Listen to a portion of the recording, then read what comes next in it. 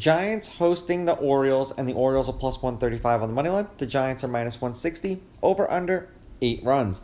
The Orioles getting a run and a half on the run line are minus 145, meaning if you bet them that way and they win this game outright, you win. They lose by 1, you win. And the Giants laying a run and a half on the run line are plus 122, meaning if you bet them that way, they have to win by 2.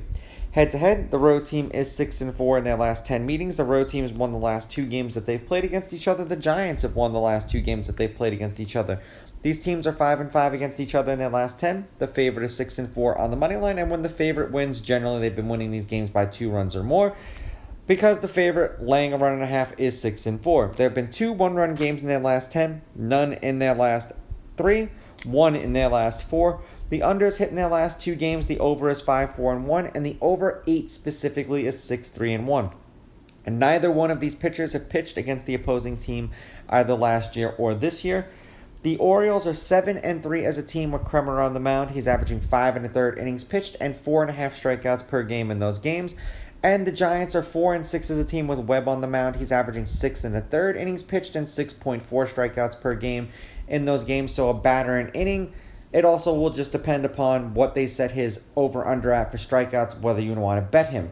Now, looking at the wind right now, it is incredibly strong, blowing out to dead center field. It's at 21 miles an hour. Granted, it is 10 o'clock at night here in Vegas, but it's showing around midnight that it will drop to like 15. So keep an eye on the wind, particularly for this game tomorrow. I understand it's almost a full 24 hours ahead. But, let's just keep that in mind that this game very well may go over just because of the wind. The last series that they played against each other was a 3-game set in Baltimore. The Orioles lost 2 out of 3 of those games. It was in 2019. The Orioles won the first game 9-6.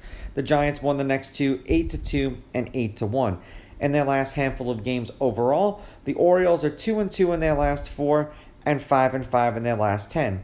5 runs, 13 runs, and 20 runs. 3 runs in a win, shutout and a loss. 8 runs in a win, 8 runs in a loss. For the Giants, they've dropped their last 2. They're 1-3 in their last 4 and 6-4 in their last 10. 12 runs, 18 runs, 3 runs, 13 runs. 5 runs in a loss, 14 runs in a win, 1 run in a loss, 4 runs in a loss. This is an interesting catch-22 here, because the Orioles have been playing better with Kremer on the mound. So I'm just going to roll with the road dog here. I'm going to take the Orioles with the money line. I'm going to take the Orioles getting the runs, and provided that wind keeps up, I'm going to go over. These are just my picks. If you disagree, please go with your gut, and please bet responsibly.